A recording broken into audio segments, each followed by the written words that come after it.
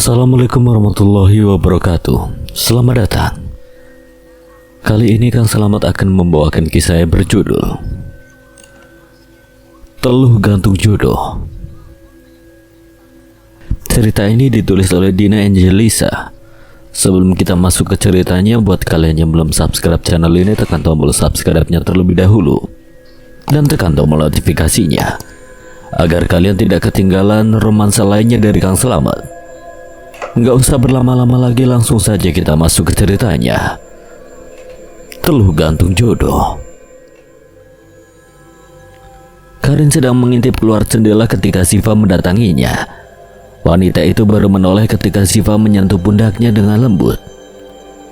Ia tersenyum sekilas lalu menuju ke arah luar jendela, padahal yang sedang diperhatikannya. Itu kenapa Mas Alwan berhenti memainkan pisau di tangannya? Sejak tadi Mas Alwan tidak berhenti memainkan pisau kecil itu, lalu dia mendadak berhenti memainkannya. Karin terdengar seakan sangat membutuhkan jawaban dari Siva. Hal itu membuat Siva tersenyum ketika duduk di sampingnya. Ia membelai lembut rambut panjang Karin agar Karin tetap merasa nyaman ketika berada di dekatnya. Kamu sejak tadi memperhatikan Alwan. Di dalam sini membosankan ya, sehingga kamu terus melihat keluar jendela dan memperhatikan Alwan. Tidak juga, di dalam sini tidak terlalu membosankan. Hanya saja aku sudah lama tidak berani melihat keluar jendela sejak terus-menerus melihat makhluk-makhluk menyeramkan itu. Jadi sejak tadi karena aku tahu bahwa kamu sudah mengusir semua makhluk menyeramkan itu, aku mencoba untuk memberanikan diri melihat keluar dan ternyata Mas Alwan ada di halaman sambil memainkan pisau kecil di tangannya. Senyum di wajah Siva semakin mengembang usai mendengar penjelasan dari Karin. Itu adalah pertama kalinya ia mendengar penjelasan paling apa adanya dari seseorang. Tanpa berpikir bahwa Siva barusan sedang mencoba menggodanya mengenai Alwan.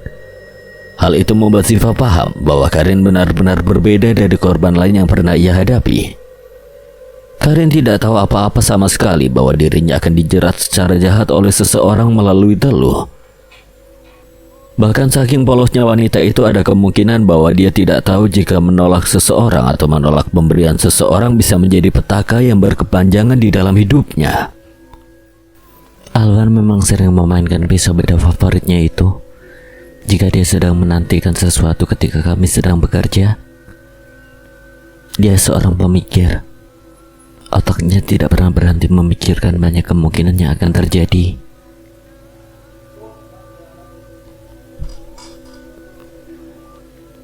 Ketika nanti kami akhirnya menghadapi lawan dengan cara seperti itulah kami tahu kalau Alwan selalu bersemangat ketika menjalani pekerjaan bersama kami.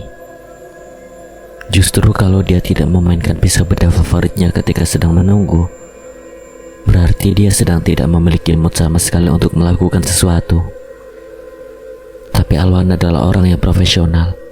Dia belum pernah kehilangan mood saat bekerja bersama kami. Justru moodnya selalu saja bagus ketika sedang bekerja bersama kami daripada ketika dia sedang mendapatkan jadwal libur. Karin tertawa pelan setelah mendengar soal betapa anehnya hobi Alwan. Tari, Hani, dan Rashid mendengar tawanya, lalu merasa sedikit lega karena ada respon positif yang Karin berikan ketika Siva bercerita. Hal itu menandakan bahwa Karin sudah menunjukkan tanda-tanda akan segera pulih dari efek teluh gantung jodoh yang selama ini mempengaruhi pikirannya. Aneh ya hobi Mas Alwan. Padahal seingatku dulu Mas Alwan itu tidak memiliki hobi sama sekali ketika masih anak-anak dan remaja. Mas Alwan akan selalu dimarahi oleh Bude Ita jika ketahuan hanya menghabiskan waktu berdiam diri di pinggir kolam ikan di depan rumahnya. Sekarang Alwan jelas sudah berbeda jauh dari yang dulu. Kalau sekarang dia masih bertingkah seperti itu, ibunya pasti akan langsung membuat dia menjadi penghuni kolam ikan. Rashid dan Hani langsung berusaha menahan tawa, sementara Tari hanya bisa geleng-geleng kepala setelah mendengar tanggapan Siva soal tingkah Alwan saat masih muda. Alwan sendiri yang sejak tadi diam-diam berdiri di ambang pintu bagian luar hanya bisa mengulum senyum ketika tahu bahwa Karin mengingat jelas bagaimana kesehariannya dulu. Ia cukup merasa lega karena saat ini Karin sudah bisa diajak berkomunikasi secara normal oleh Ziva. Boleh aku jujur? Ya tentu boleh saja Karin. Katakan saja. Insya Allah aku pasti akan mendengarkan. Karin terdiam selama beberapa saat. Wanita itu terlihat seakan sedang menimbang-nimbang hal yang akan diungkapkannya kepada Ziva. Bahkan Tari, Hani dan Rashid pun juga bisa melihat adanya keresahan yang tercetak jelas di wajah Karin.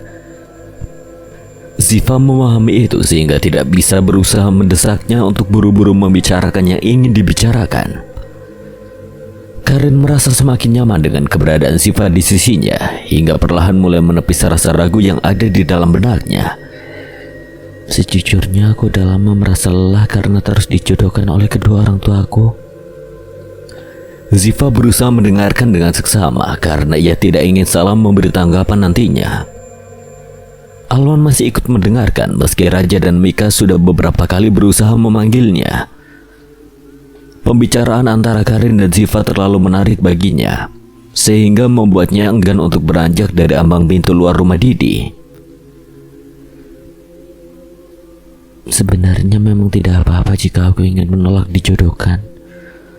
Hanya saja setiap kali kedua orang tua aku memperkenalkan diriku kepada seorang laki-laki, aku bisa melihat adanya hadapan besar yang tersirat dari sorot mata mereka. Aku selalu merasa takut mengecewakan mereka, sehingga akhirnya setuju-setuju saja ketika diperkenalkan dan langsung dijodohkan dengan laki-laki yang datang ke rumah ini. Padahal sebenarnya aku ingin tahu banyak hal sebelum benar-benar dijodohkan atau menjalani proses pernikahan dengan seseorang. Aku ingin tahu apakah laki-laki itu benar-benar orang yang baik. Aku ingin tahu apakah laki-laki itu bisa menerimaku meski punya banyak kekurangan. Dan aku juga ingin tahu apakah dia bisa menyayangi diriku tanpa membagi rasa sayangnya kepada perempuan lain setelah menikah. Sayangnya semua itu sepertinya tidak akan pernah bisa terjadi. Aku terlalu takut memberi penolakan ketika diperkenalkan dengan seseorang. Dan orang tua aku terlalu tinggi menaruh harapan ketika ada yang datang melamar. Ziva pun segera membawa Karin ke dalam pelukannya. Ia membiarkan wanita itu bersandar pada pundaknya agar semua perasaan resah, gundah, dan juga lelah dalam dirinya bisa menghilang meski hanya sesaat. Karin jelas sangat membutuhkan sandaran selama ini. Sayangnya tidak ada yang paham mengenai hal itu, sehingga membuatnya merasa tertekan setiap kali akan dijodohkan. Sabar ya, insya Allah nanti kita akan mendapatkan jalan keluar untuk semua masalahmu. Entah itu jalan keluar dari masalah teluh yang selama ini menjeratmu, ataupun jalan keluar dari masalah tingginya harapan orang tuamu terhadapmu mengenai perjodohan.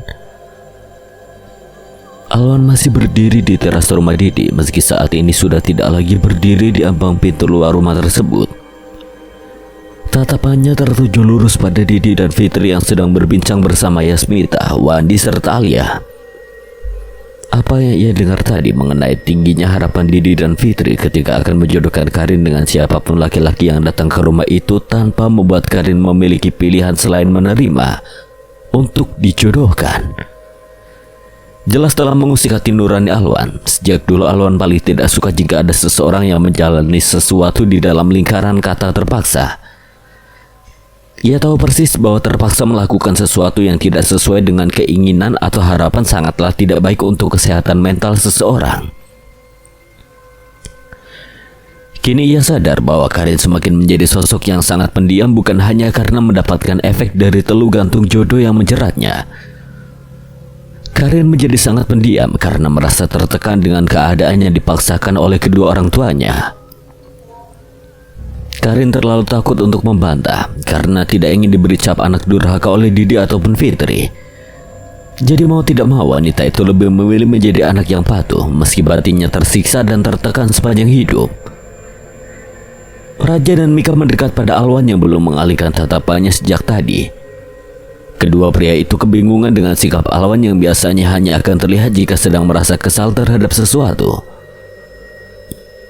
Mereka mendekat untuk memastikan apakah Alwan benar-benar sedang merasa kesal atau itu hanya perasaan mereka saja yang terlalu overthinking. Moodmu aman kan? Al, perasaanmu tidak sedang galau kan? Bimbang, resah, gelisah, ataupun gundah gulana kan? Aku sedang kesal. Entah kenapa aku bisa merasakan sekesal ini setelah mendengar pembicaraan antara Karin dan Ziva di dalam. Harusnya aku tidak perlu sampai sekesal ini karena Karin bukan seseorang yang aku kenal sangat dekat seperti Ziva, Tari, ataupun Hani. Tapi entah kenapa aku tidak mau berhenti merasa kesal setelah mendengar semuanya. Entah itu karena aku bersimpati pada Karin atas alasan sudah mengenal dia sejak masih kecil, atau karena aku memang harus merasa kesal dan marah. Kalau perlu agar hidup Karin tidak lagi merasa tertekan akibat ambisi kedua orang tuanya. Aku benar-benar butuh jawaban untuk diriku sendiri saat ini. Memangnya apa yang dibicarakan oleh Karin kepada istriku?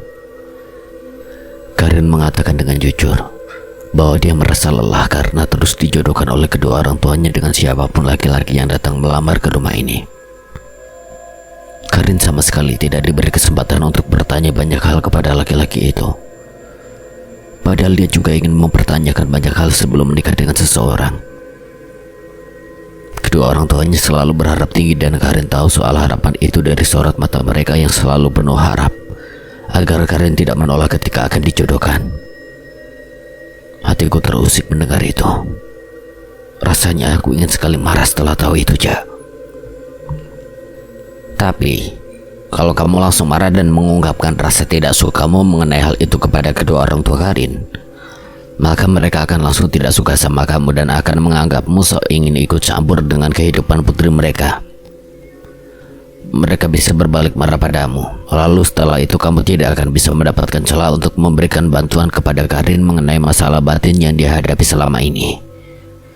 Itu benar, kamu bahkan akan langsung dihalang-halangi untuk bertemu Karin karena mereka menganggap bahwa kamu bisa saja memberi pengaruh buruk pada putri mereka. Alwan pun langsung mengangguk-anggukkan kepalanya. Pria itu merasa kalau tanggapan dari Raja dan Mika adalah hal yang benar. Ia tidak boleh salah mengambil langkah jika ingin membantu Karin terlepas dari tekanan batin akibat harapan tinggi kedua orang tuanya mengenai perjodohan. Ia harus memikirkan langkah yang justru tidak akan bisa ditampik oleh Didi dan Fitri ketika akhirnya menjelaskan soal perasaan Karin yang tertekan. Kenapa bukan kamu saja yang melamar Karin, Al? Saran Ziva yang ternyata sudah ada di belakang Alwan sejak beberapa saat lalu. Alwan berbalik dan langsung menatap ke arah Ziva dengan perasaan kaget. Bahkan Raja dan Mika juga sama kagetnya seperti Alwan. Setelah mendengar saran mendadak dan agak gila yang dicetuskan oleh Ziva, Ziva berjalan beberapa langkah hingga akhirnya berhenti tepat di samping Alwan. Ia mengusap rambut Raja yang kini ada di hadapannya dengan sangat lembut dan penuh kasih sayang. Membicarakan persoalan seperti itu kepada kedua orang tua Karin hanya akan membuat keadaan menjadi runyam. Bagi orang-orang seperti kedua orang tua Karin, menyinggung hal yang berkaitan dengan Karin sama saja dengan kamu menyinggung prinsip hidup mereka. Tidak akan ada jalan keluar yang baik apabila mereka sudah merasa prinsip hidup mereka disinggung oleh kamu. Jadi satu-satunya jalan untuk menyelamatkan Karin dari rasa tertekan yang selama ini dia rasakan ketika akan dijodohkan oleh kedua orang tuanya adalah melalui kamu yang melamarnya dan menjadikannya istri.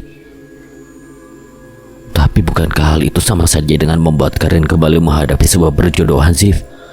Kalau aku melamarnya, maka itu artinya kedua orang tua Karin akan kembali menaruh harapan tinggi soal perjodohan itu kepada putri mereka, sehingga Karin akan kembali tidak punya pilihan selain menerima perjodohan itu. Ya kan yang melamar adalah kamu. Akan berbeda jalan ceritanya kalau kamu yang melamar Karin, Al. Satu, kamu sudah tahu kalau Karin butuh bertanya banyak hal sebelum menerima perjodohan dan menghadapi proses pernikahan. Jadi sudah jelas kamu akan membiarkan Karin bertanya banyak hal padamu sebelum dia menerima perjodohan denganmu. Dua, kamu sudah tahu banyak tentang Karin dan begitu pula sebaliknya. Jadi di antara kamu dan Karin tidak akan ada yang terasa asing meski kalian selama ini tidak pernah mengenal dekat. Tiga, kamu bisa jadi menyelamatkan dia dari perasaan tertekan tanpa harus menyinggung prinsip hidup orang tuanya. Jadi masalah yang sedang kita pikirkan saat ini akan menjadi lebih mudah dan tidak perlu menimbulkan keributan lagi. Lagi pula Karin jelas tidak akan menolak jika kamu yang datang melamarnya. karena dia tahu bahwa kamu adalah orang baik yang tidak suka menekan perasaan orang lain. Tapi masalah lainnya adalah aku yang tidak punya perasaan apapun terhadap Karin, Zif. Menikahi seseorang itu tidak asal menikah saja. Aku harus punya perasaan sayang untuk Karin kalau memang mau menikahi dia. Untuk urusan itu kamu tidak perlu ragu sama hatimu sendiri, Al. Kamu jelas sayang sekali sama Karin dan hal itu sudah kamu tunjukkan sejak awal. Pikirkan baik-baik ucapanku. Kamu tidak akan khawatir terhadap Karin sampai sedalam itu hingga memanggil kami agar segera datang ke sini. Jika kamu tidak punya sedikit pun rasa sayang untuk dia. Alwan benar-benar terdiam di tempatnya kali ini. Ia tidak bisa menyanggah lagi dan juga tidak bisa membantah hal yang Ziva ucapkan soal perasaannya. Rashid menatap Tari yang sejak tadi ada di dekatnya. Pria itu berusaha keras menahan tawa setelah mendengarkan pembicaraan di luar antara Alwan dan Ziva. Tari memberinya kode tanpa suara agar tidak ada sedikit pun suara tawa yang boleh terdengar dari mulut suaminya. Mereka sama-sama menatap ke arah Karin yang saat itu sedang ditemani berzikir oleh Hani. Keduanya sama-sama memikirkan soal ide gila yang dicetuskan oleh Ziva agar Alwanlah yang melamar Karin. Menurut kamu apakah Al akan memikirkan ide gilanya Ziva? Bisa jadi. Oh ya, kenapa menurutmu Alwan akan memikirkan ide gila itu? Kamu dengar sendiri barusan pengakuannya kan, kalau Alwan merasa tidak punya perasaan apapun terhadap Karin. Rashid ingin tahu sudut pandang Tari mengenai hal itu. Tari jelas ikut memikirkan hal tersebut. Karena Tari tidak pernah absen memikirkan semua tindak tanduk anggota tim mereka selama ini. Baik itu saat bekerja ataupun pada saat tidak bekerja. Tari jelas punya kesimpulan sendiri soal Alwan sehingga Rashid berani menanyakannya. Seperti yang Ziva katakan, bahwa Alwan tidak perlu ragu dengan perasaannya terhadap Karin. Dia langsung merasa sangat khawatir terhadap Karin setelah tahu apa yang dialami wanita itu selama ini. Padahal jika kita ingat-ingat lagi, Alwan selama ini tidak terlalu banyak peduli dengan kondisi orang lain dan hanya peduli untuk menyelesaikan masalahnya saja. Dia merasa kasihan dengan korban teluh, tapi tidak pernah memperlihatkan ekspresi khawatir yang berlebihan. Sementara terhadap Karin dia jelas menunjukkan sesuatu yang berbeda dan kita sudah sama-sama melihatnya ketika baru tiba tadi. Tapi mungkin saja kalau ekspresi yang kita lihat itu terjadi hanya karena Alwan sudah kenal Karin sejak kecil. Kamu juga mengenalku sejak masih remaja, tepatnya saat aku baru lulus SMP. Awalnya kamu tidak punya perasaan apapun terhadapku ketika kita masih SMA. Kamu baru jatuh cinta sama aku setelah kita mulai sama-sama bekerja di tengah masa perkuliahan. Kamu gak pernah ya menyadari soal bagaimana ekspresi khawatirmu ketika sesuatu terjadi padaku saat pertama kali kamu memiliki perasaan untukku. Ekspresimu itu sama persis seperti ekspresi yang Alwan tunjukkan tadi. Bahkan Mika, Hani, dan Ziva bisa mengkonfirmasi hal itu jika kamu menanyakannya. Diingatkan seperti itu oleh Tari jelas membuat wajah Rashid memerah sempurna tanpa bisa dicegah. Tari tersenyum ketika menatapnya lalu mencubit pelan pipi kanan pria itu dengan lembut akibat tidak bisa menahan gemas. Dan sekarang aku udah punya copy paste dirimu di rumah. Revan jelas 100% sama persis seperti kamu kalau sedang malu-malu kuda seperti ini. Kucing dong sayangku. Yang betul itu kucing, malu-malu kucing. Di rumah keluarga Sudrajat, Ramdan kini sudah menyiapkan semua keperluan ritual seperti yang Rasmin katakan tadi. Semua persyaratannya telah dipenuhi dan sedang diatur di atas meja dalam kamar ritual. 2 ekor ayam jantan muda, 13 butir telur ayam kampung, kopi pahit dan manis, ketan hitam dan putih, jantung pisang, kemenyan merah, serta bunga 7 rupa telah berada di atas meja yang tersedia di kamar ritual. Jarod dan Rina ikut membantu melengkapi keperluan tersebut. Mereka jelas tidak mau ada yang kurang atau tidak bisa dipenuhi, karena hal tersebut akan memberi imbas kepada usaha Rasmin yang hendak kembali memperkuat telur gantung jodoh untuk Karin.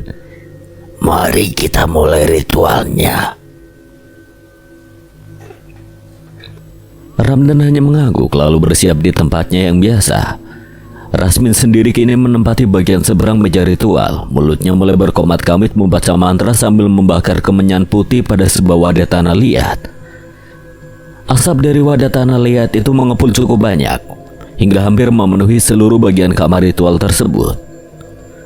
Ramdan terus memejamkan kedua matanya seperti biasa dan memilih mempercayakan semuanya kepada Rasmin. Rina masih saja berjalan mondar-mandir di luar kamar ritual. Perasaannya masih tidak bisa tenang. Meski saat ini Ramdan sedang dibantu oleh Rasmin untuk melemahkan pertahanan di rumah orang tua Karin, Jarod juga ikut memperhatikan pintu kamar ritual dengan perasaan gelisah. Ini pertama kalinya ia kembali merasa terusik setelah sekian lama tidak pernah merasakannya lagi. Perasaan terusik itu sangatlah mengganggu baginya karena yang ia pikirkan saat ini terhubung dengan calon menantu yang paling diinginkannya dalam keluarga. Ia benar-benar tidak akan bisa menerima kenyataan apabila Karin gagal menjadi menantu keluarga Sudrajat. Selain karena hal itu akan mencoreng nama baik akibat perkara mereka tidak bisa meminang wanita secantik Karin untuk Ramdan, keluarga Sudrajat juga jelas akan mengalami kesialan soal rezeki jika Ramdan tidak menikah dengan Karin yang dinilai memiliki keberuntungan dari hari lahirnya. Apakah semuanya akan baik-baik saja ya Pak? Rasanya perasaanku kok semakin tidak enak. Aku juga merasakan hal yang mengganjal dalam hatiku sejak tadi. Entah akan terjadi apa nantinya, tapi aku harap hal itu tidak akan merusak keinginan dan rencana kita untuk menjadikan Karin sebagai menantu. Kita bisa merugi seumur hidup jika sampai Karin tidak bisa dinikahkan dengan Ramdan. Kita akan terus tertimpa sial, lalu usaha yang kita punya perlahan akan bangkrut.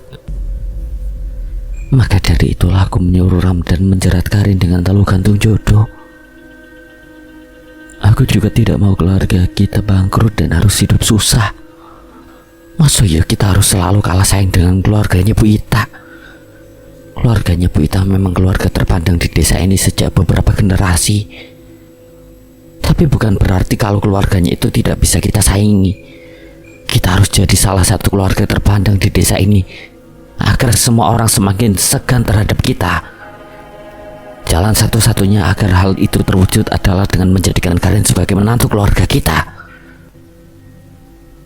Mungkin seharusnya Ramdan juga kita sekolahkan agar menjadi dokter seperti si Alwan, agar keluarga kita bisa dianggap terpandang seperti keluarganya Bu Ita.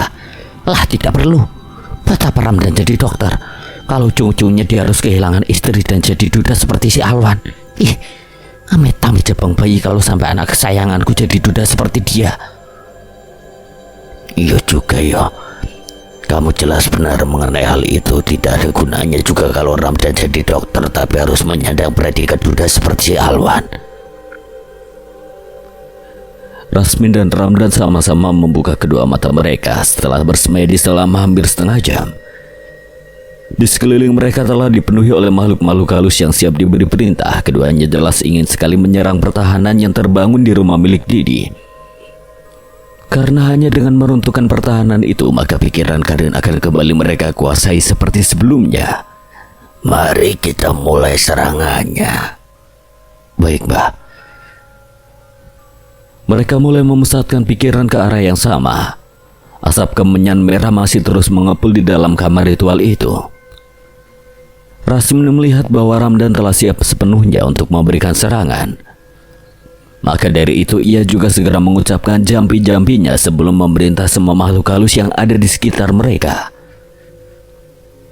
Dalam sekejap semua makhluk halus yang tadi mengelilingi mereka pergi berbondong-bondong menuju kediaman milik Didi. Tujuan kedatangan makhluk-makhluk itu ke sana adalah untuk memenuhi perintah dari Rasmin dan Ramdan, yaitu menghancurkan pertahanan yang terbangun di seluruh rumah milik Didi.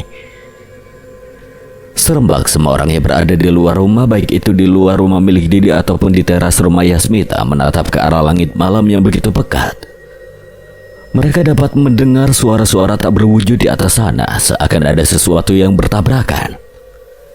Namun tidak bisa mereka lihat sama sekali, hanya Raja dan Siva yang bisa melihat semuanya.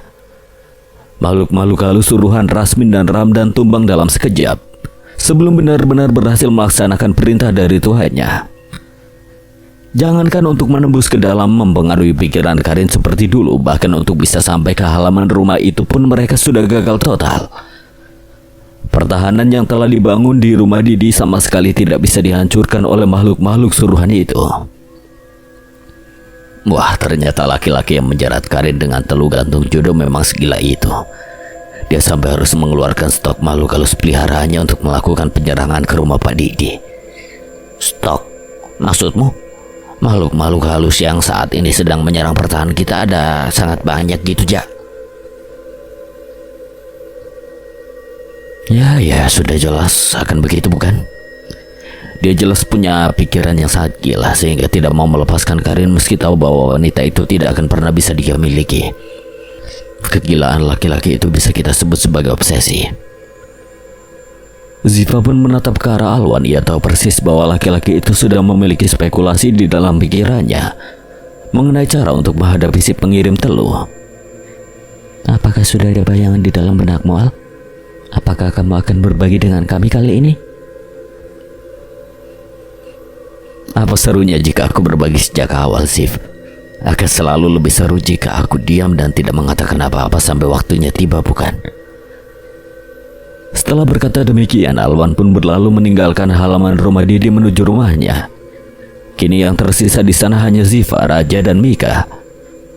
Rashid mengawasi dari balik jendela yang tertutup oleh gorden. Tari dan Hani kembali menjaga Karin dengan cara terus membimbingnya berzikir tanpa terputus. Berapa lama lagi kira-kira? Tidak akan lama, Mik. Semua serangan dari makhluk-makhluk itu tidak akan bertambah lama, insya Allah. Apakah setelah itu kita akan memasuki fase selanjutnya, Dinda Sivaku? Ya, itu benar, Kakanda Rajaku. Kita akan memasuki fase selanjutnya, yang mana kita akan berperan besar di luar sini. Sementara di dalam sana Rashidlah yang akan berperan besar bersama Tari dan Hani. Mika pun mengeluarkan 2 buah samurai pendek dari balik punggung bajunya. Pria itu langsung melakukan peregangan otot di beberapa bagian tubuhnya setelah mendengar yang Ziva katakan kepada Raja. Oke, aku jelas sudah siap berhadapan dengan siapapun malam ini, insya Allah. Jarod dan Rina terlonjak dengan kompak ketika mendengar dentuman dahsyat yang asalnya dari kamar ritual. Meja ritual yang awalnya baik-baik saja meledak bersamaan dengan wadah tanah liat tempat Rasmin membakar kemenyan merah. Semuanya menjadi kacau serta sulit untuk diatasi. Ledakan yang terjadi di dalam kamar ritual itu sangatlah keras dan menimbulkan dampak besar bagi Ramdan maupun Rasmin. Ramdan terlihat begitu syok ketika melihat bagaimana hasil dari serangan yang mereka lakukan untuk meruntuhkan pertahanan di rumah Didi. Sementara Rasmin merasa sangat terhina sebagai seorang dukun sakti karena itu adalah pertama kalinya ia mengalami kegagalan ketika mengirimkan serangan pada musuh. Padahal sebelum-sebelumnya ia tidak pernah mengalami kegagalan sehingga selalu merasa bahwa dirinya adalah dukun tersakti di sekitaran kota Semarang. Kurang ajar, siapa sebenarnya yang memberi bantuan pada mereka? Kenapa serangan terbaik yang aku kirimkan harus menjadi seperti ini? Rina dan Jarod yang sudah mendengar suara ledakan dahsyat tadi memutuskan untuk masuk ke dalam kamar ritual. Selama ini mereka tidak pernah berani menginjakkan kaki di kamar itu karena merasa sangat takut dengan makhluk-makhluk yang biasa muncul di dalamnya. Namun kali ini mereka merasa tidak punya pilihan. Ramdan ada di dalam kamar tersebut dan mereka khawatir akan terjadi sesuatu yang buruk pada Ramdan jika tidak segera diberikan pertolongan. Ada apa, Mbak Rasmin? Apa yang terjadi di dalam sini? Suara apa tadi itu, Mbak? Apakah ada yang meledak? Keadaan di dalam kamar ritual itu jelas sudah mewakili jawaban yang seharusnya Jarod terima. Kedua tangan Rasmin mengepal begitu erat akibat emosinya yang meluap-luap.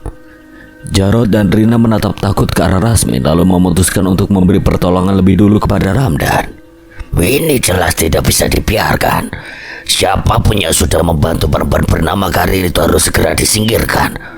Orang itu adalah ancaman yang sangat besar bagi usaha kalian selama ini. Mereka akan membuat teluh gantung jodoh yang mengikat Karin menjadi terlepas sepenuhnya. Lalu kesempatan kalian untuk menikahkan Ramdan dengan Karin akan hilang begitu saja. Lalu sebaiknya apa yang harus kita lakukan, Mbah? Apakah masih ada jalan lain agar Karin tetap terikat dengan teluh itu? Sebaiknya kita harus segera mendatangi rumah calon besan kalian. Kita harus menghadapi orang yang memberi bantuan pada Karin, agar orang itu bisa aku kalahkan secara langsung. Kalau begitu tunggu apa lagi? Ayo sebaiknya kita segera pergi ke sana. Paksa Ramdan yang memang sudah tidak sabar ingin melihat Karin demi menuntaskan rasa rindunya. Alwan belum kembali bergabung dengan Ziva, Raja, dan Mika di halaman rumah milik Didi. Setelah semua serangan makhluk halus tadi berakhir, Alwan masih saja berada di teras rumah Yasmita dan tampak sedang berdiskusi begitu panjang. Ziva saat itu sedang menantikan kedatangan lawan ke rumah milik Didi. Ziva harus memusatkan konsentrasinya agar nanti ia bisa menghadapi lawan tanpa perlu lagi merasa ragu. Raja menatap Alwan dari jauh begitu lama. Pria itu tampak sedang berbicara dengan Didi dan satu pria lainnya, yang tidak lain adalah Wandi. Entah apa yang sedang mereka bicarakan, namun tampaknya pembicaraan itu terlihat sangat serius bagi Raja. Raja sama sekali tidak bisa melihat ekspresi santai di wajah Alwan saat itu. Jadi sudah sangat tertebak kalau Alwan saat ini sedang terlibat pembicaraan yang serius. Menurut kamu apakah Al saat ini sedang membicarakan soal jalan pekerjaan kita kepada Pak Didi? Dia terlihat sangat serius saat aku perhatikan. Mika pun langsung menatap ke arah yang sama seperti yang Raja lakukan. Ia memperhatikan sejenak ke arah teras rumah Yasmita, lalu berusaha membaca gerak-gerik Alwan yang sudah ia kenali selama 1,5 tahun ke belakang.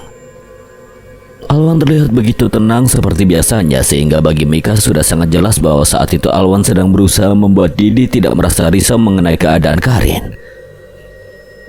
Sepertinya memang begitu, Cak. Bagaimanapun Pak Didi jelas harus diberitahu mengenai perkembangan dari hal yang sedang kita usahakan untuk Karin. Pak Didi ataupun Bu Fitri pasti khawatir sekali dengan keadaan Karin yang saat ini sedang tidak bisa dilihat oleh mereka secara langsung. Maka dari itulah kemungkinan Alwan sedang memberikan penjelasan kepadanya. Alwan selalu tahu kapan waktu yang tepat untuk memberikan informasi kepada keluarga korban, lebih dari yang sering Tari lakukan.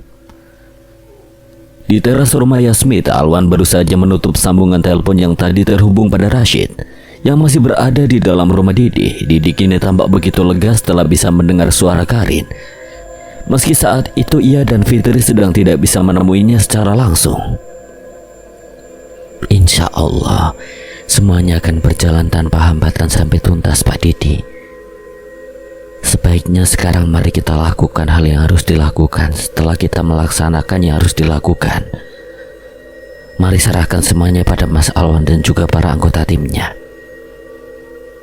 Ya, sepertinya Nawandi benar. Demi kebaikan Karin serta masa depannya agar tidak lagi terjerat teluk gantung jodoh, sebaiknya saya dan istri menyerahkan semua perkara pada Alwan serta anggota timnya. Pak RT datang tidak lama kemudian ke rumah Yasmita bersama 2 orang putranya dan juga beberapa bapak-bapak tetangga sekitar. Yasmita sengaja memanggil Pak RT karena ingin memberi penjelasan soal perkara yang sedang ditangani oleh Alwan bersama anggota timnya mengenai Karin. Hal itu jelas diperlukan karena bagaimanapun harus ada banyak orang yang menjadi saksi ketika nantinya si pemberi teluh datang secara langsung, seperti yang Ziva sudah katakan kepada Didi dan Fitri. Apa yang menimpa Karin harus diketahui banyak orang di desa itu. Bagi Yasmita tidak ada lagi yang boleh menyalahkan Karin atas gagalnya rencana pernikahan yang selama ini sering terjadi. Semua itu jelas bukan salah Karin. Karin tidak tahu apa-apa dan akan tetap tidak tahu apa-apa jika saja Alwan tidak merasakan hal ganjil saat datang ke rumah Didi. Ramdan mengemudikan mobilnya menuju ke arah rumah milik Didi yang tidak seberapa jauh dari rumahnya di desa itu. Mereka sebenarnya bertetangga, jarak ke rumah milik Didi bisa saja ditempuh dengan berjalan kaki dan tidak akan memakan waktu sampai setengah jam. Kira-kira hanya 20 menit saja yang diperlukan untuk sampai jika mereka berjalan kaki. Namun karena keluarga Sudrajat merasa ingin pamer kemampuan ekonomi pada keluarga Didi, agar disegani dan agar Ramdan tidak ditolak lagi oleh Karin, maka dari itulah Ramdan diperintahkan untuk membawa mobilnya oleh Rina. Rasmin duduk di kursi depan bersama Ramdan, sementara Rina dan Jarod duduk di kursi tengah. Mereka sama-sama tidak sabar ingin segera tiba di tujuan. Jika Rina, Jarod, dan Ramdan hanya fokus pada tujuan ingin melihat Karin yang menjadi incaran sejak awal, lain halnya dengan tujuan yang ada dalam pikiran Rasmin. Rasmin memiliki tujuan sendiri yang tidak ada sangkut pautnya dengan teluh gantung jodoh yang harus diperkuat terhadap Karin. Laki-laki tua itu merasa sangat terhina setelah serangan balik yang biasa ia berikan kepada musuh terpatahkan habis-habisan. Ia ingin menghadapi orang yang telah mempermalukannya. Ia ingin membalas lebih habis-habisan daripada saat orang itu mematahkan serangannya. Aku tidak boleh kalah, aku tidak boleh dijajah oleh orang yang tidak tahu betapa hebatnya ilmuku. Orang itu harus menerima akibatnya setelah mempermalukan aku. Ziva berbalik dan melayangkan tatapan ke arah Raja serta Mika. Raja dan Mika segera mendekat ke arah Ziva yang memberikan tanda. Alwan tidak terlihat di teras rumah Yasmita, bahkan di teras rumah itu juga tersisa kini hanyalah Cici bersama Batagor dan Ketoprak. Semua orang yang tadi mereka lihat datang ke sana tampaknya memilih berkumpul di dalam rumah. Raja dan Mika jelas merasa bingung dengan apa yang tengah terjadi di rumah orang tua Alwan saat itu. Kenapa tampaknya semua orang sekarang berada di dalam rumah Budita ya? Apakah terjadi sesuatu? Biarkan aja, Mik. Apapun yang terjadi di sana biar Alwan yang tangani. Fokus saja dengan keadaannya akan segera kita hadapi. Sebentar lagi si pengirim telur akan tiba. Kemungkinan dia tidak akan tiba di sini seorang diri. Dia akan datang bersama bala bantuan untuk menghadapi kita. Apakah dia akan datang bersama makhluk halus? Kalau dia datang bersama makhluk halus, tetap saja aku tidak akan bisa mewaspadai keberadaan makhluk halusnya. Kemampuan mataku kan tidak seperti kemampuan mata istri serta ketiga putra kembarku. Tapi kalau lihat makanan enak yang gratis, kemampuan matamu jelas akan meningkat dengan sendirinya kan, Mik? Mika langsung tersenyum lebar, hingga giginya yang putih dan rapi terlihat sangat jelas bagi siapapun yang memandang. Wow, ya sudah jelas itu ya. Kalau soal makanan enak yang gratis, pastinya mataku tidak akan mengalami rabun yang jauh, rabun dekat, rabun ayam ataupun rabun senja. Mataku pasti akan terang seterang-terangnya. Kalau begitu mulai sekarang kami hanya akan menyajikan nasi beserta garam di rumah jika kamu datang bertamu. Hanya Santi dan si kembar 3 yang boleh makan enak. Kok gitu sih? Apa salah aku? Aku kan cuma... Dia datang. Ramdan memarkirkan mobilnya di pinggir jalan ketika tiba. Tatapannya tertuju hanya ke arah rumah milik Didi yang saat itu pagarnya terbuka sangat lebar. Rasmin juga menatap ke arah yang sama, namun tatapannya fokus pada 3 orang yang saat itu berdiri di tengah halaman rumah tersebut. Ziva, Raja, dan Mika tahu persis bahwa mereka saat itu sedang diperhatikan begitu tajam. Namun sayangnya hal itu sama sekali tidak membuat mereka gentar sedikit pun. Rashid mengintip dari balik gorden. Ia bisa melihat bahwa akhirnya ada yang datang untuk memberi perlawanan secara langsung kepada mereka. Sepertinya di luar sana akan segera dimulai sesuatu. Ya, aku juga bisa mendengar suara mesin mobil yang baru saja mati dari dalam rumah ibuku. Aku akan keluar sebentar lagi. Rina dan Jara turun lebih dulu dari mobil. Keduanya berjalan bersama menuju halaman rumah milik Didi. Mereka berhenti tepat di ambang pagar yang akan terbuka lebar seraya menatap ke arah Ziva, Raja, dan Mika. Ramdan dan Rasmin menyusul turun tak lama kemudian. Kami ingin bertemu dengan Pak Didi dan Bu Fitri. Ucap salam dulu, Bu. Tidak baik bertamu di rumah seseorang tanpa mengucap salam lebih dulu. Jangan banyak ngomong kamu. Orang tuaku ingin bertemu Pak Didi dan Bu Fitri. Cepat sampaikan. Ziva, Raja maupun Mika langsung tersenyum begitu santai setelah mendengar bentakan yang keluar dari mulut Ramdan. Hal itu jelas membuat Rina dan Jarod merasa heran karena baru pertama kali mereka melihat kalau Ramdan sama sekali tidak disegani oleh orang lain. Padahal selama ini Ramdan selalu disegani oleh orang lain di desa Gayam Sari setelah menggunakan jimat pemancar aura yang selalu dibawa kemana-mana. Tapi malam itu jimat tersebut seakan sama sekali tidak berfungsi pada diri Ramdan, sehingga orang lain tidak merasa segan terhadap Ramdan sedikit pun. Kenapa Ramdan? Berat ya bagi lidahmu untuk mengucap salam? Lagi-lagi Rina dan Jarod merasa terkejut ketika mendengar bahwa salah satu orang yang mereka hadapi tahu nama putra mereka padahal belum pernah bertemu ataupun saling mengenal. Berbeda halnya dengan Rasmin yang sejak tadi diam saja. Rasmin jelas sudah tahu kalau orang-orang yang sedang mereka hadapi pasti tahu banyak soal Ramdan. Patahnya serangan yang tadi Rasmin kirimkan sudah memperjelas keadaan bahwa mereka tahu persis siapa Ramdan, orang yang telah memberikan teluh gantung jodoh kepada Karin. Bagaimana kalian bisa tahu nama putra kami? Siapa kalian sebenarnya? Apakah kalian yang sudah... Pak Didi dan Bu Fitri sedang tidak ada di rumah. Itu benar, mereka sedang tidak ada di rumah. Jadi sebaiknya kalian pulang saja. Alwan keluar dari rumah ibunya dengan langkah yang begitu pelan. Ia sudah memberitahu semua orang agar tidak keluar. Mereka boleh memantau keadaan, namun harus dari dalam rumah alias melalui jendela. Alwan memperingatkan bahwa tidak ada yang boleh ikut campur karena bisa saja akan terjadi hal yang tidak diinginkan jika sampai ada yang ikut campur.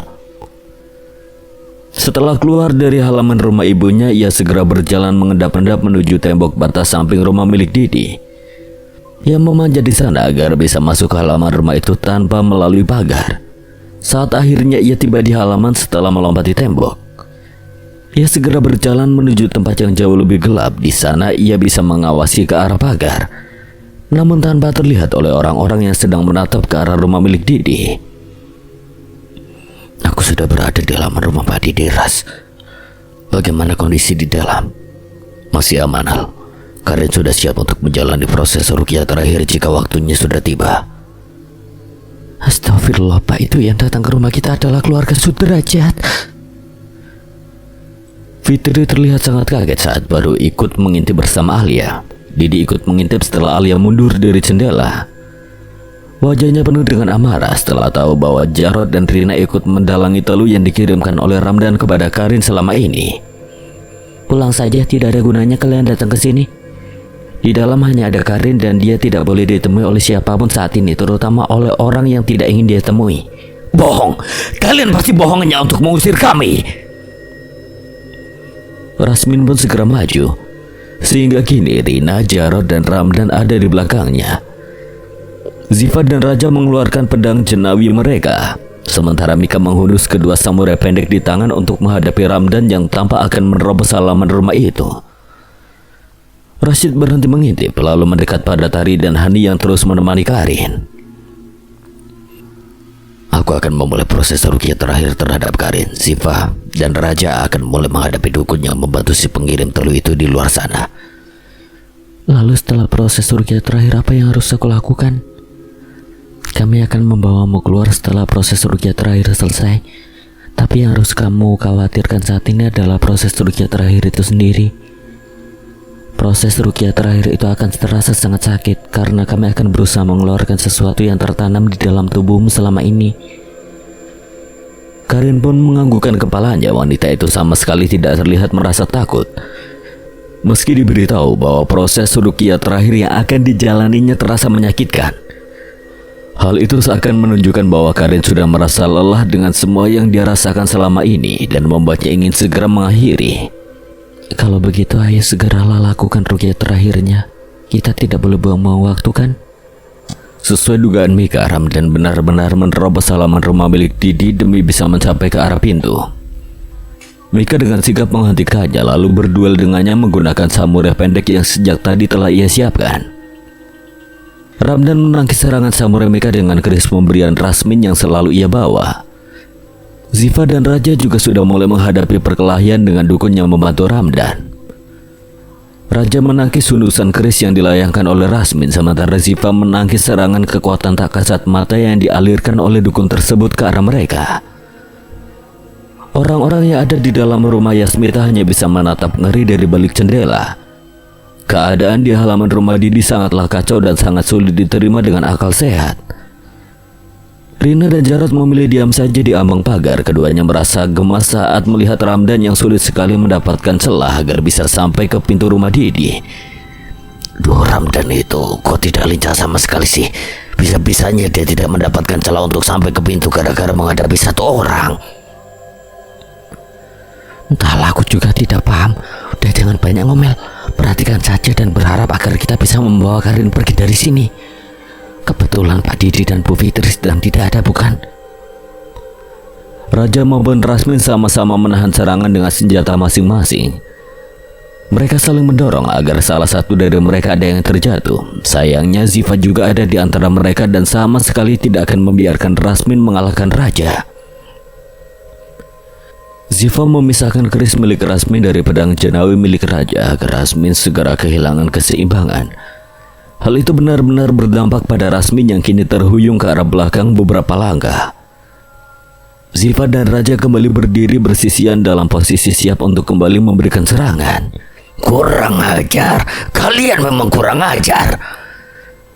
Ziva maupun Raja tidak menanggapi hal itu. Mereka sudah terlanjur fokus pada pertarungan, sehingga enggan berbicara banyak kepada Rasmin.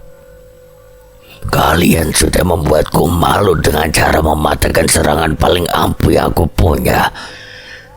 Sekarang kalian ingin membuatku tambah malu akibat tidak bisa mengalahkan kalian di sini. Kalian benar-benar tidak akan kubiarkan memenangkan apapun malam ini. Sayangnya Allah juga tidak akan membuat manusia pemuja setan sepertimu memenangkan apapun di dunia ini. Jadi tutup saja mulutmu dan hadapi kami sampai selesai. Raja melirik ke arah Ziva. Ziva pun balas melirik ke arahnya untuk memberi tanda agar memutus gelang tali berwarna hitam yang ada di tangan Rasmin. Raja memahami tanda itu, lalu segera memusatkan tujuannya yang sudah ia ketahui. Ziva sendiri akan menargetkan fisik Rasmin, terutama pada beberapa bagian yang menjadi tempat tumpuan ilmu hitam pada diri laki-laki tua itu. Di dalam rumah, Rashid kini berdiri di belakang Karin, yang telah diminta duduk pada sebuah kursi plastik di tengah ruangan.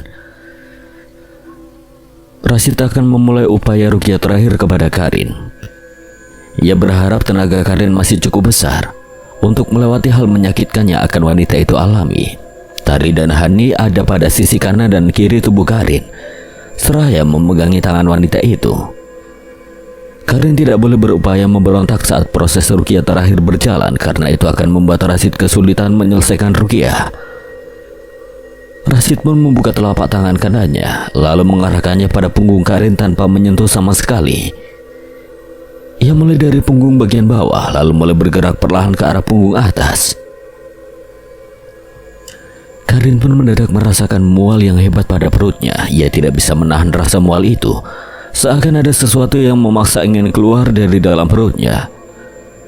Tari dan Hani memegangi tubuh Karin jauh lebih kuat daripada sebelumnya, karena Karin hampir saja terguling dari kursi plastik. Ada yang merasa bergerak di dalam perut Karin, sehingga Karin merasa sangat tersiksa. Lagi-lagi Karin merasakan mual yang begitu hebat hingga tidak bisa ditahan. Namun anehnya, meski ia terlihat akan memuntahkan sesuatu, tetap saja tidak ada satupun yang keluar dari mulutnya. Bahkan makanan sekalipun sama sekali tidak keluar. Meski mual semakin terasa hebat, wajah Karin memerah sepenuhnya. Seakan wanita itu sedang mengerahkan seluruh tenaga di tubuhnya demi menuntaskan yang begitu terasa mendesak dari dalam perut.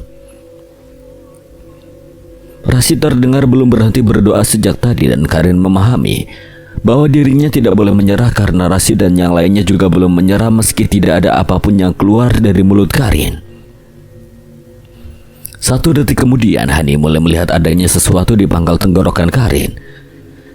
Ia segera mengarahkan senter yang berhasil diraihnya dari dalam ransel agar bisa melihat lebih jelas ke dalam mulut Karin. Karin kembali ingin muntah, namun tetap tidak bisa mengeluarkan apapun dari dalam perutnya. Karin jelas merasa tersiksa karena rasa sakit yang dirasakannya sangatlah luar biasa akibat mual berkepanjangan tersebut. Lihat itu, Tar. Benda menggilap itu adalah benda yang membuat Karin tersiksa sejak tadi. Iya, sepertinya benda itu susah keluar karena tersangkut. Mari kita korek saja tenggorokannya untuk mengeluarkan benda itu, Han. Tari segera memakai sarung tangan lateks, lalu mulai memasukkan jarinya ke dalam mulut Karin. Ia mulai mengorek tenggorokan Karin ketika merasakan benda berkilau tadi pada ujung jari tengahnya. Karin berupaya untuk tidak memberi perlawanan. Ia benar-benar pasrah dengan apapun yang diusahakan oleh Tari, Hani ataupun Rashid pada saat itu. Tari akhirnya berhasil mengeluarkan benda itu dari tenggorokan Karin. Benda itu kini ada di tangan Tari sehingga Rasid dan Hani bisa melihatnya dengan jelas. Itu bukankah itu batu kecubung? Ini adalah keempat kalinya kita menangani teluh gantung jodoh. Tapi baru kali ini yang keluar dari dalam diri korban adalah batu kecubung.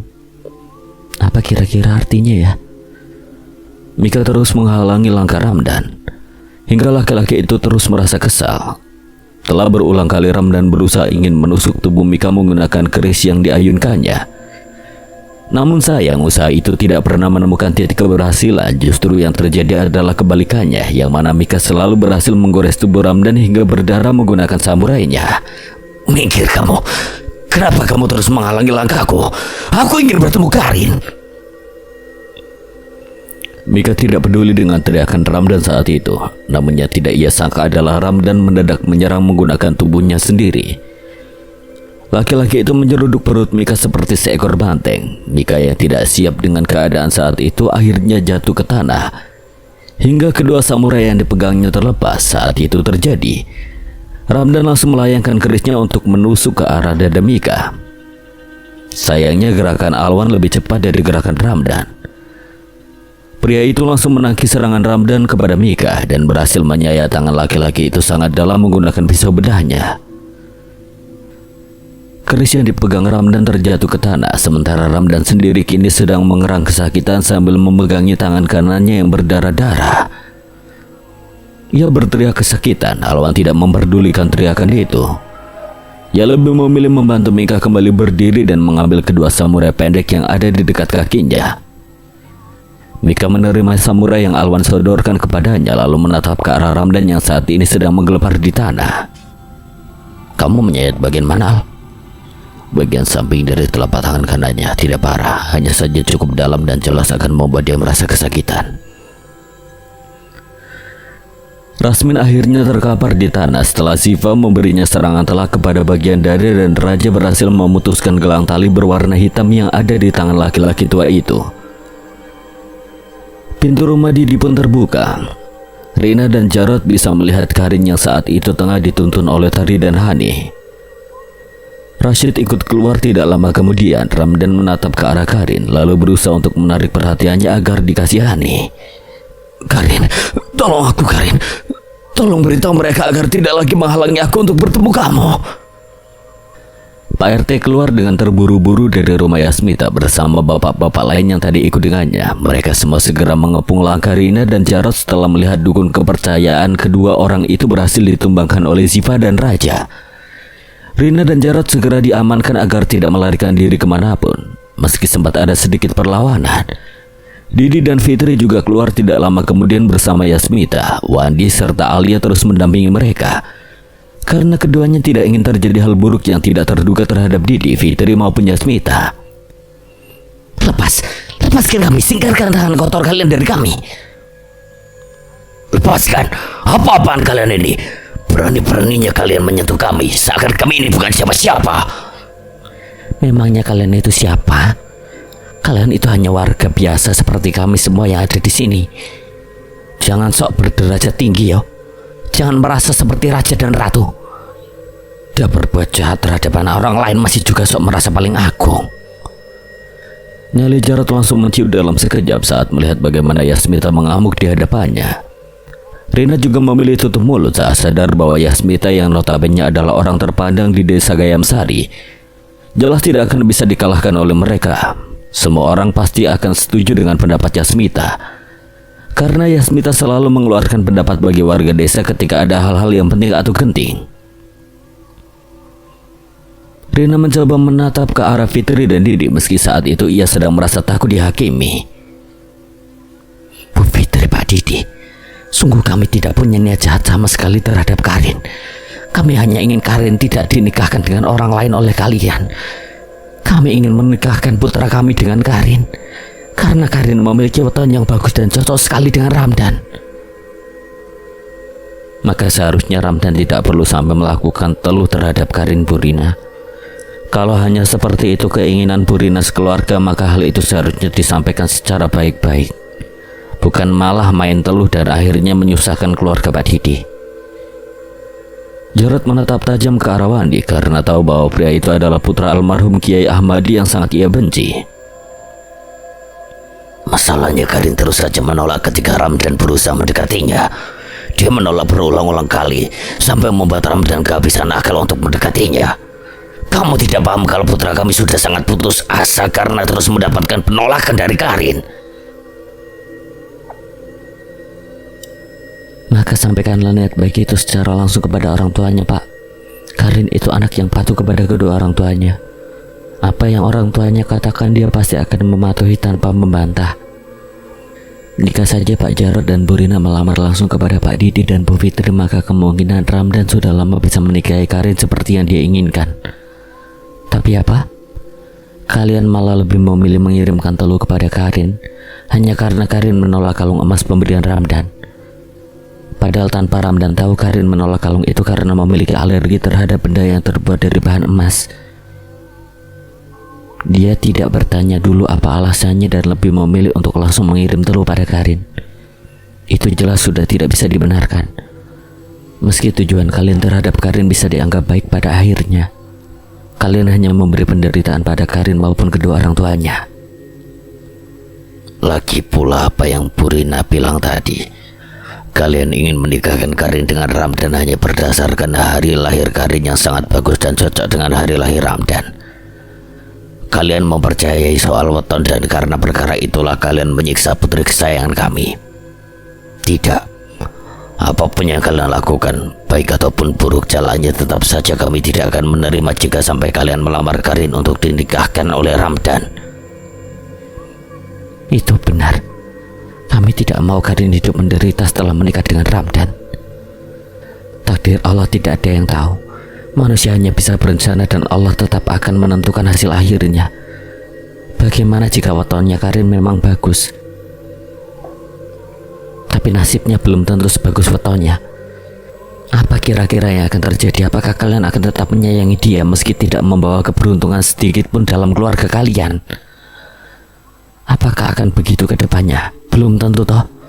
Bisa saja Karin akan kalian buang dan kalian telantarkan saat dia tidak akan membawa kalian ke keberuntungan. Tidak. Kami tidak akan pernah mau mengambil risiko seperti itu untuk Karin. Tidak sama sekali. Mendengar kedua jawaban langsung dari Didi dan Fitri jelas membuat Jarod dan Rina merasa marah. Mereka tidak menyangka bahwa mereka akan mendengar penolakan yang begitu jelas di depan banyak orang.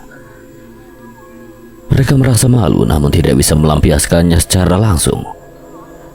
Warga-warga lain pun keluar dari rumah masing-masing setelah mendengar keributan di luar. Pak RT segera menjelaskan duduk perkara yang terjadi sehingga warga lain pun langsung paham dan memberikan tatapan sengit ke arah Rina maupun Jarod.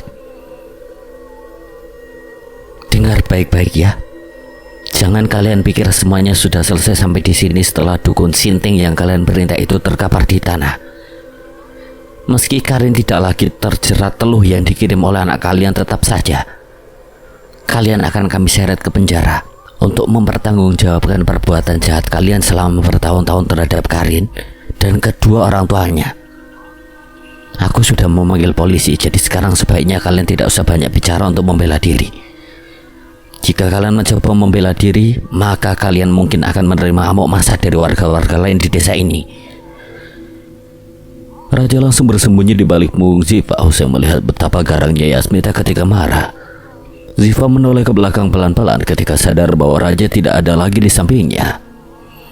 Kamu sedang apakah, Kanda Rajaku? Kenapa sembunyi di balik punggungku? Apakah kamu takut dimarahi oleh Bude Ita? Ibunya Alwan ternyata galak, Dinda Zivaku. Aku jadi takut akan dimarahi olehnya. Soalnya aku bisa sekali jahil dan membuat kesalahan kesayangannya selama ini. Itu jelas benar. Kamu jelas harus khawatir akan kena marah Bude Ita, karena Alwan adalah putra satu-satunya yang paling beliau sayangi. Kalau begitu sekarang berharaplah Mika atau Ras tidak akan mengadu pada Bude Ita soal kelakuan absurdmu itu. Karena kalau sampai mereka mengadu, Raja langsung berbalik kanan lalu berjalan menuju tempat di mana Mika dan Rashid berada. Akan kusur Alwan menjahit mulutnya mereka sekarang juga sebelum ada yang mengadu pada Bude Ita, Dinda Zivaku sayang. Semua orang yang ada di teras rumah Didi mendengar keributan yang terjadi antara Rina, Jarod dan juga kedua orang tua Karin. Bahkan mereka juga tahu kalau Yasmita, Wandi dan Alia ikut bersuara untuk menyanggah semua pembelaan yang dikeluarkan oleh kedua orang tersebut. Sayangnya mereka tidak bisa ikut mendekat karena masih harus mengurusi Ramdan. Laki-laki itu masih saja terbaring di atas tanah demi mencari perhatian dari Karin. Karin sejak tadi diam saja dan sama sekali tidak memperdulikan permohonan yang keluar dari mulut Ramdan. Tatapan Karin bahkan tidak pernah tertuju pada laki-laki itu, meski dia sedang mengerang kesakitan di atas tanah. Selain daripada akibat tubuhnya yang masih lemas setelah melewati proses ruqyah terakhir, Karin jelas lebih memilih untuk tidak berurusan sama sekali dengan Ramdan. Baginya yang terbaik adalah tidak perlu memiliki urusan apapun dengan orang yang sudah mengirimkan teluh kepadanya selama bertahun-tahun itu. Ia tidak ingin marah tapi juga tidak ingin memberi maaf begitu mudah terhadap Ramdan. Karena Karin sama sekali tidak merespon permohonannya, pikiran Ramdan pun kembali terisi dengan hal-hal buruk. Ia merasa benar-benar tidak dianggap oleh Karin. Ia merasa keadaan saat itu sama saja seperti dulu ketika dirinya datang ke hadapan Karin untuk memberikan kalung emas pilihannya sebagai tanda keseriusan dirinya yang ingin melamar Karin.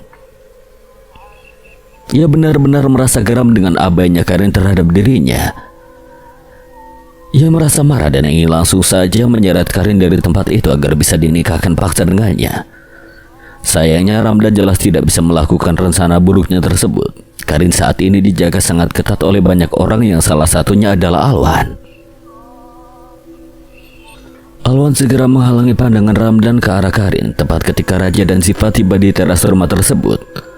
Hal itu membuat Karin merasa bersyukur karena sebenarnya ia sudah merasa sangat jengah menerima tatapan dari Ramdan yang terasa begitu aneh. Sejak tadi Ramdan menatapnya seperti binatang yang kelaparan. Laki-laki itu memperlihatkan seakan Karin adalah mangsanya dan harus segera diterkam. Alwan jelas tidak akan membiarkan hal itu berlarut-larut. Ia tahu persis kalau Karin butuh dilindungi dari manusia tak berakal seperti Ramdan. Jangan banyak bicara, tutup saja mulut kotormu itu dan gak usah sok manja kepada Karin. Kamu sama sekali tidak akan bisa menarik perhatiannya karena suara manusia seperti dirimu terdengar sangat memuakkan di telinga Karin. Ekspresi Ramdan terlihat berubah drastis setelah menerima ucapan sinis dari Hani. Ia merasa tidak terima dengan fakta yang baru saja Hani beberkan mengenai Karin. Tidak, itu tidak benar. Kalian pasti akan tertarik padaku jika saja kalian semua tidak menghalangi. Dia pasti akan menjadi istriku jika saja. Dia tidak akan menjadi istrimu.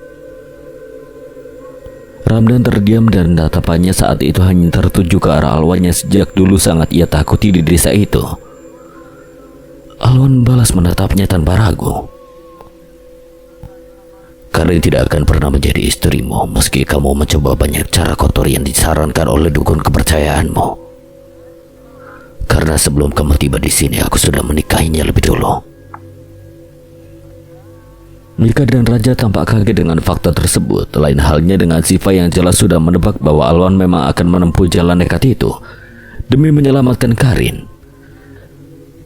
Entah itu dari Ramdan ataupun dari tuntutan kedua orang tuanya, Ramdan sendiri tampak tidak bisa mempercayai kalau akhirnya Karin benar-benar berhasil menikah dengan laki-laki lain yang bukan dirinya. Dia adalah istriku sekarang dan sebaiknya jangan pernah kamu menyebut lagi namanya menggunakan mulut kotormu itu. Aku tidak akan segan merobek mulutmu jika kamu masih berani menyebut namanya. Polisi yang dipanggil oleh Yasmita telah tiba dan langsung mendekat untuk menangkap Ramdan. Ramdan berusaha memberontak agar bisa meraih Karin. Namun sudah jelas Alwan langsung menghalanginya lebih keras, sehingga Karin bisa berlindung di balik punggung pria itu. Tidak, dia milikku. Kamu tidak boleh memilikinya. Hanya aku yang boleh menjadi suaminya.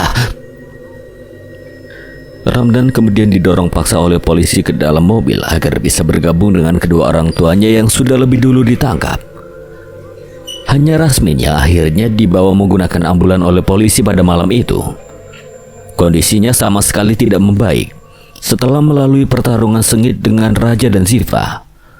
Alwan baru saja akan bicara dengan Karin ketika dirinya mendadak diculik dengan cepat oleh Mika dan Raja yang tidak diberitahu apapun mengenai rencana pria itu. Ceritakan secara detail soal rencana gilamu tadi.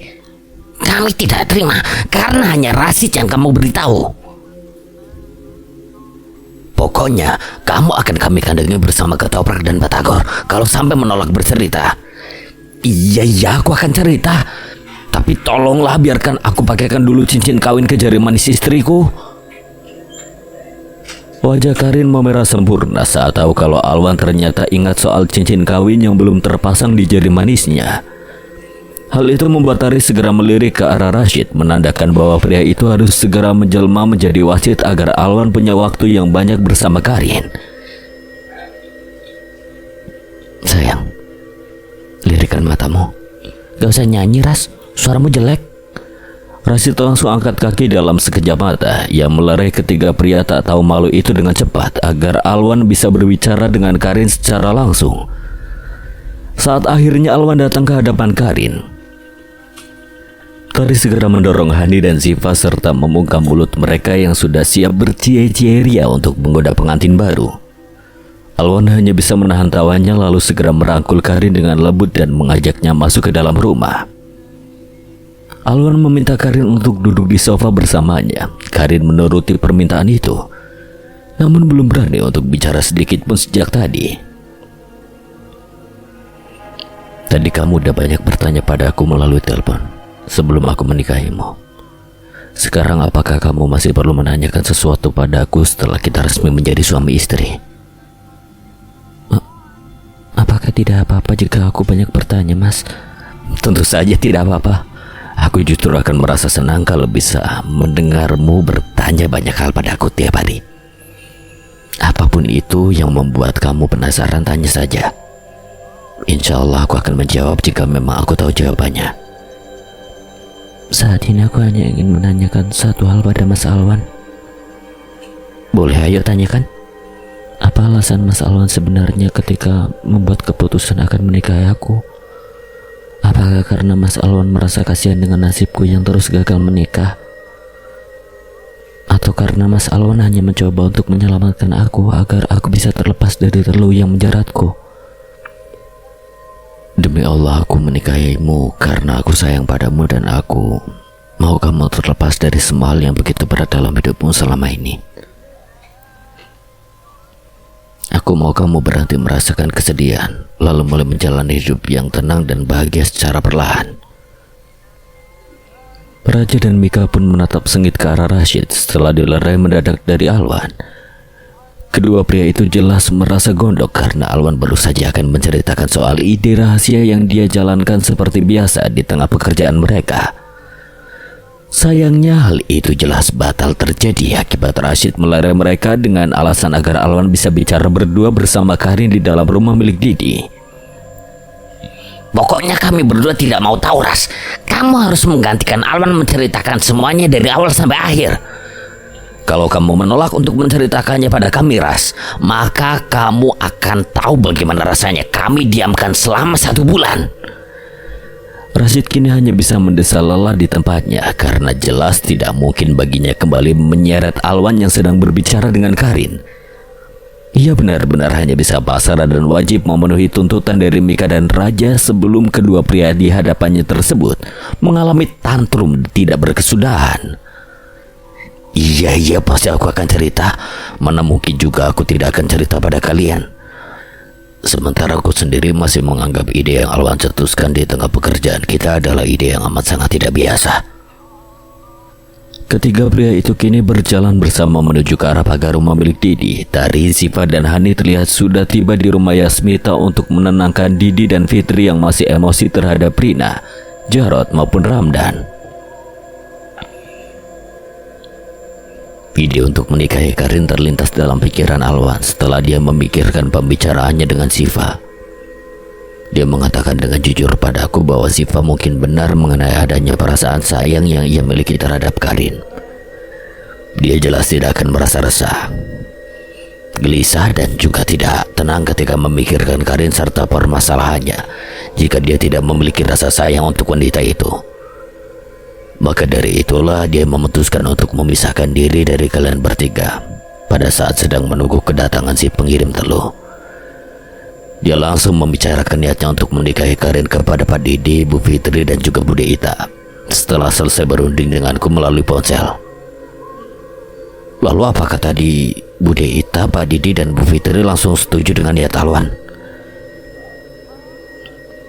Yang aku dengar, semua orang sempat ragu dengan apa yang Alwan cetuskan. Alwan tadi sama sekali tidak mematikan sambungan teleponnya padaku. Jadi aku bisa mendengar dengan jelas situasi yang dihadapi.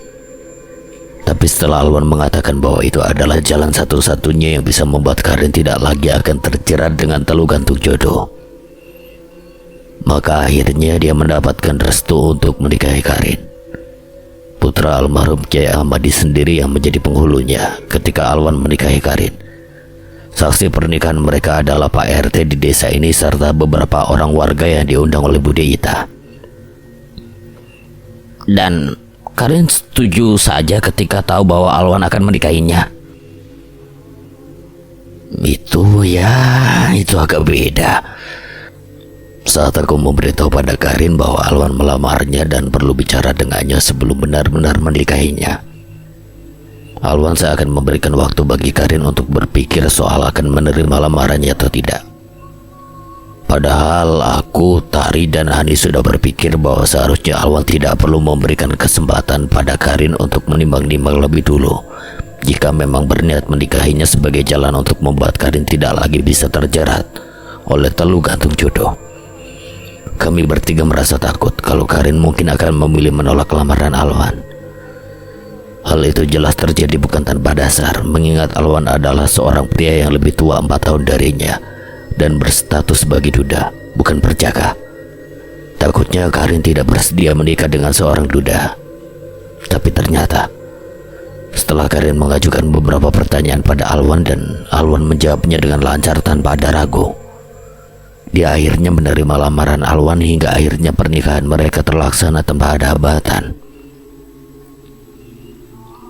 Mika dan Raja pun mengangguk-anggukan kepala mereka. Keduanya pun akhirnya merasa paham bahwa ide yang tercetus dalam pikiran Alwan memang murni didasari perasaan sayang terhadap Karin. Alwan memang tidak pernah menunjukkan pada mereka bahwa dirinya bisa dekat dengan lawan jenis selama 1,5 tahun ke belakang. Tapi mereka jelas bisa memahami bahwa Alwan tetaplah memiliki sisi perasaan yang lembut terhadap seseorang dan akan melabuhkan kembali hatinya jika memang merasa sudah menemukan yang tepat. Alwan lebih memilih jatuh cinta secara diam-diam daripada jatuh cinta secara terang-terangan dan diketahui oleh orang lain. Ayo, sebaiknya kita segera ke rumah Bude Ita. Ziva, Hani, dan istriku mungkin butuh bantuan untuk memberi ketenangan pada Pak Didi dan Bu Fitri. Ya, ditambah lagi dengan Pak RT dan juga beberapa orang bapak-bapak yang masih berkumpul di teras rumah Bude Ita. Sepertinya pekerjaan kita belum akan berhenti sampai di sini. Sepertinya kita lebih dibutuhkan untuk bicara dengan Bude Ita yang baru saja mendadak memilih menantu lagi, si Iras. Lihat itu, Bude Ita sepertinya bahagia sekali dan mulai sibuk mempersiapkan diri untuk bertemu dengan Karin. Mungkin Bude Ita takut tidak punya kesempatan bicara banyak dengan menantunya, karena Alwan pasti akan langsung membawa Karin ke Jakarta bersama kita. Ujar Mika kembali mencetuskan ilmu cocokologinya yang selalu saja muncul mendadak. So tahu. Di balik jeruji besi yang ada di kantor polisi, Ramdan sengaja dikurung terpisah dari Jarot ataupun Rina. Laki-laki itu terlihat memilih duduk di pojok yang cukup gelap sambil memejamkan kedua mata dan juga menutup kedua telinganya. Ia berkeringat dingin cukup banyak, padahal tidak sedang mengalami demam. Bibirnya terus berkomat kami tanpa henti, seakan sedang mengucapkan sebuah mantra. Anjing cedak dulu toh. Kalau wingi kulo ning andap, sak menika kulo ning ninggil. Anjing cedak dulu toh. Kalau wingi kulo ning andap, sak menika kulo ning ninggil. Anjing cedak dulu toh. Kalau wingi kulo ning andap, sak menika kulo ning ninggil. Ramdan jelas masih berharap bisa lolos dari hukuman yang menantinya di depan mata. Ia ingin sekali kembali mengulang hal yang sama terhadap Karin jika berhasil lolos dari penjara. Sayangnya sudah tidak ada lagi pengaruh dari Rasmin yang bisa memberikan bantuan pada laki-laki itu. Kini dirinya hanya akan bergelut dengan hayalan dan harapan palsu dalam pikirannya. Kewarasan yang dia miliki sudah memudar sebagai akibat dari gagalnya ritual teluh gantung jodoh yang dia lakukan terhadap Karin. Karin terlepas dari teluh itu dan kewarasannya berhasil diselamatkan. Ramdanlah yang akhirnya harus menanggung semua akibat, karena Rasmin tidak pernah mengatakan soal akibat tersebut ketika akan membantu Ramdan menjerat Karin dengan teluh gantung jodoh. Kini yang tersisa dalam pikiran Ramdan hanyalah kegilaan, hasil dari obsesi jahatnya terhadap Karin. Sekian. Dan terima kasih buat Dina Angelisa yang telah mengizinkan saya membawakan ceritanya. Apabila ada kesalahan atau kekurangan, kami selamat memohon maaf sebesar-besarnya. Akhir kata, wassalamualaikum warahmatullahi wabarakatuh.